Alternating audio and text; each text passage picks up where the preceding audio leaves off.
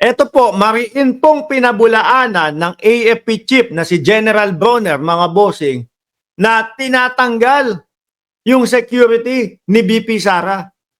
Alam niyo po, mga kababayan, binabalita po ng mga DDS vloggers na kesyo daw ho, naku, ayun na, naloko na, tinanggalan na ng security ang ating vice-presidente. No?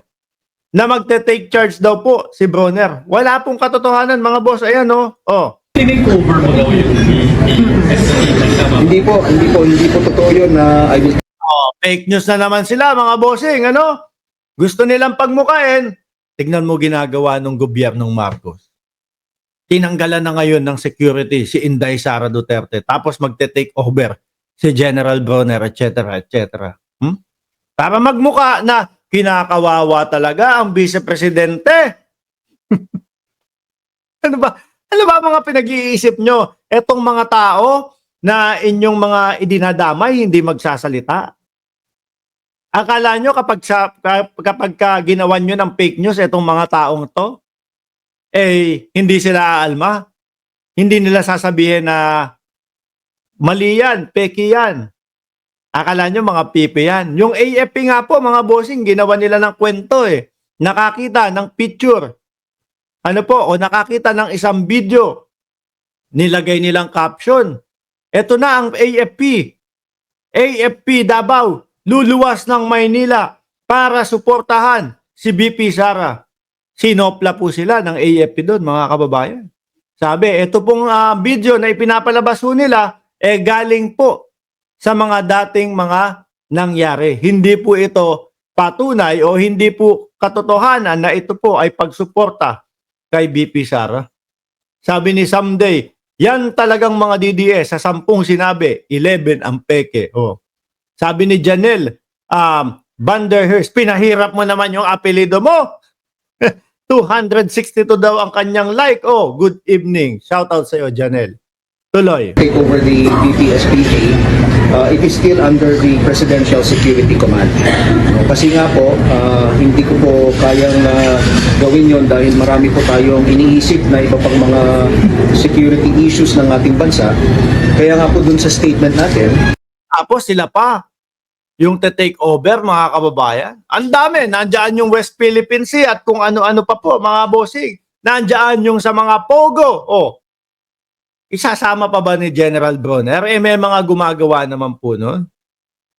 Sabi ni Rampage Moto TV, pumalpak yung pulburo nila kaya change of plan sila. Totoo. sila lang po naniniwala doon eh. No?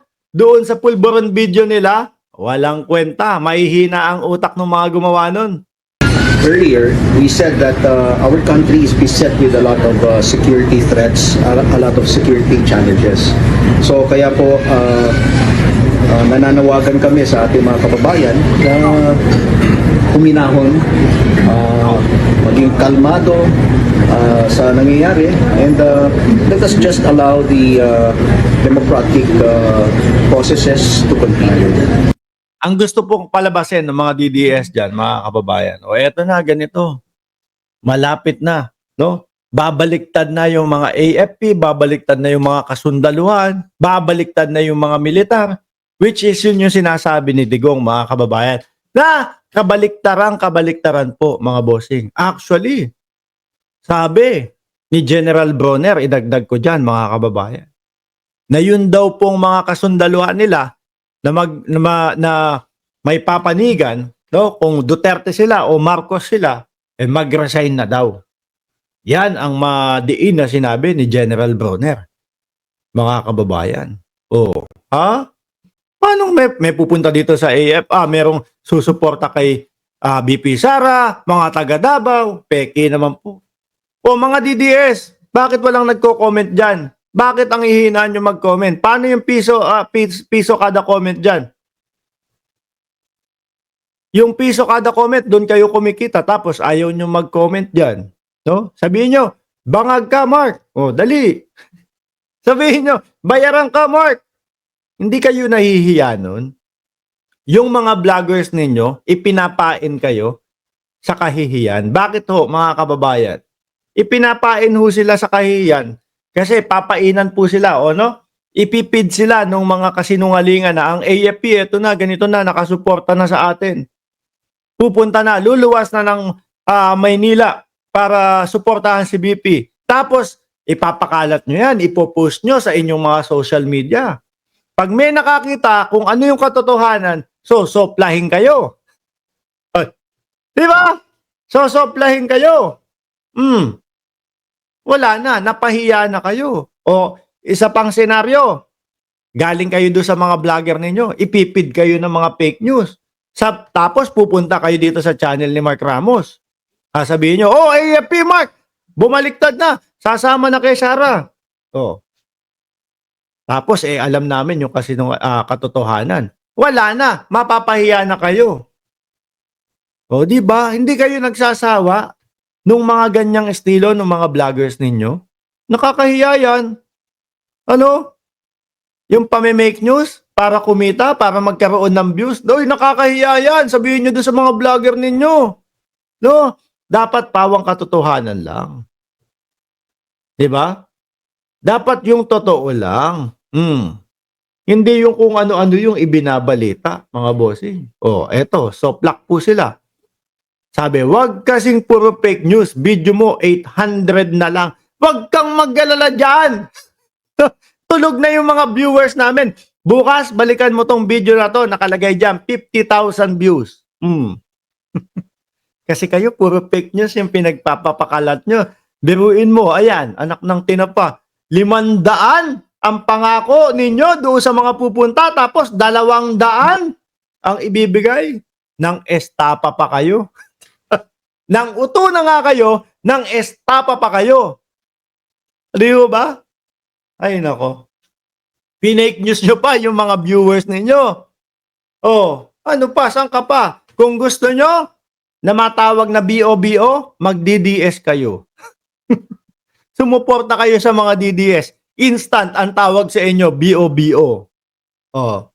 Di ba? BOBO, bakit? Uto-uto, bakit? Pag sinabi ni Panelo, uy, joke lang yun. Uy, hyperbole lang yun. Oh, paniwala naman kayo.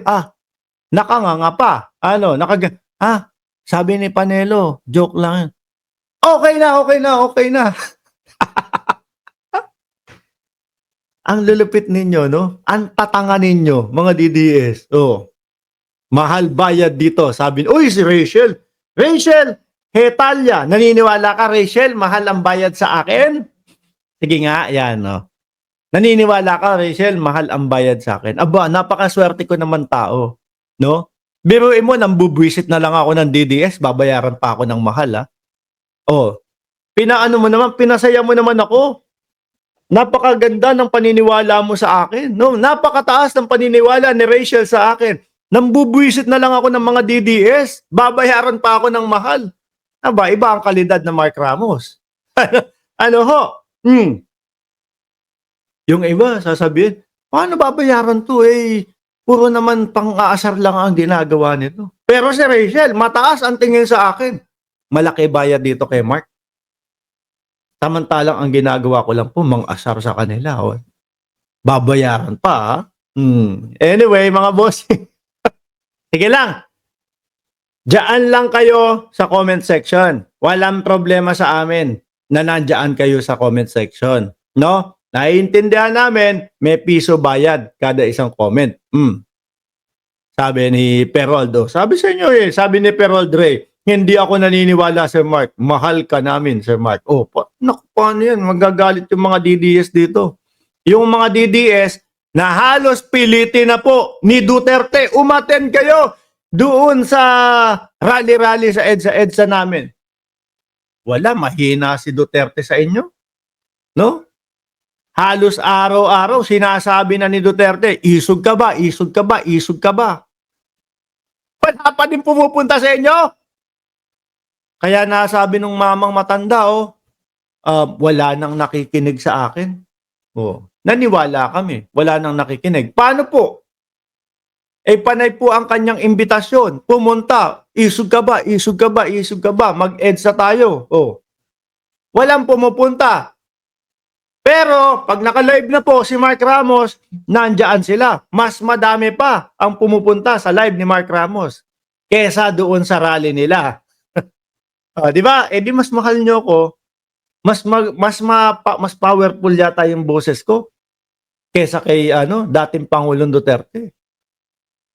Kasi pinapapunta kayo doon sa EDSA, walang pumupunta sa inyo, no? Pero nandito kayo sa vlog ko. Emily Raquel, watching from LA. Good morning. Salamat po.